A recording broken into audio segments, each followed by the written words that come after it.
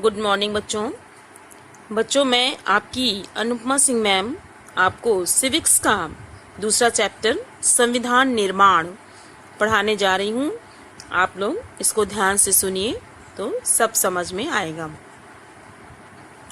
लोकतंत्र में शासक लोग अपनी मनमानी करने के लिए स्वतंत्र नहीं हैं। कुछ मूलभूत नियम हैं जिनका पालन नागरिकों और सरकार दोनों को करना होता है। ऐसे सभी नियमों का शामिल रूप ही संविधान कहलाता है। देश का सर्वोच्च कानून होने की वजह से संविधान नागरिकों के अधिकार, सरकार की शक्ति और उसके कामकाज के तौर तरीकों का निर्धारण करता है। संविधान का अर्थ।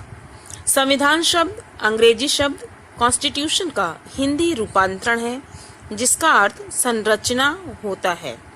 संविधान एक आधारभूत कानूनी दस्तावेज है जो यह सुनिश्चित करता है कि किसी देश की शासन व्यवस्था का संचालन किस प्रकार किया जाए। यह लिखित तथा अलिखित रूप में राजनीतिक व्यवस्था को संचालित, मर्यादित, व्यवस्थित एवं निर्देशित करता है। प्रत्येक देश के शासन संचालन का मूल आधार उसका संविधान होता है। किसी देश का शासन जिन नियमों व सिद्धांतों से चलाया जाता है, उन नियमों व सिद्धांतों के समूह को संविधान कहते हैं। शासन व्यवस्था के सुचारू संचालन के लिए संविधान का निर्माण किया जाता है।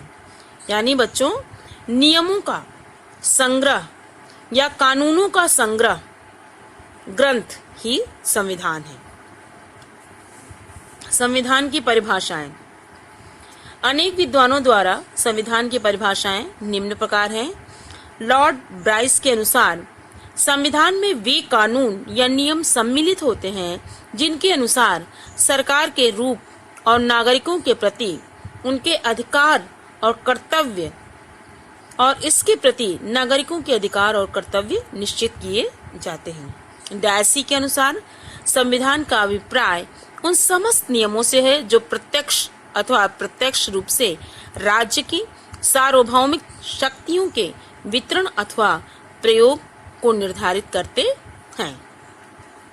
वास्तव में संविधान मूल सिद्धांतों या स्थापित नज़ीरों का एक समुच्चय है जिससे कोई राज्य या अन्य संगठन अभी शासित होते हैं।